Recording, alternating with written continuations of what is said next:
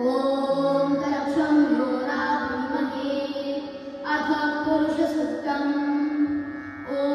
तत्सं योराविमहे गातुं यज्ञाय गातुं यज्ञपतये दैवी स्वस्तिरस्तु नः स्वस्ति मानुषेभ्यः ऊर्ध्वं जिगातुं भेषजं शन्नो अस्तु विमहे शं चतुष्पदे। ॐ शान्ति शान्ति शान्तिः।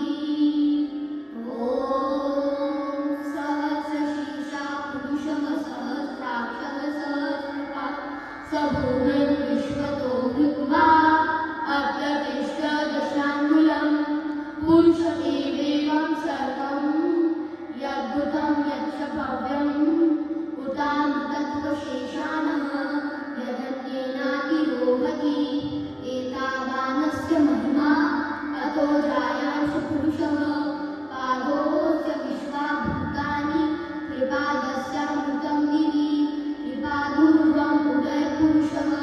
पादोऽस्य विश्वा भूतानि त्रिपादस्यामृतं दिवि त्रिपादूर्ध्वम् उदयपुरुषः पादोऽस्येहाद्भवात् पुनः ततो विश्वव्यक्राम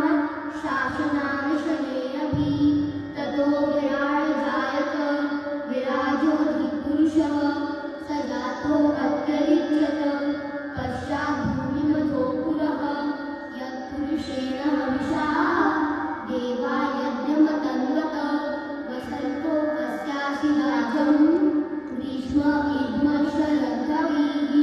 तं यज्ञं बहिषि प्रोषन् पुरुषजातमग्रतः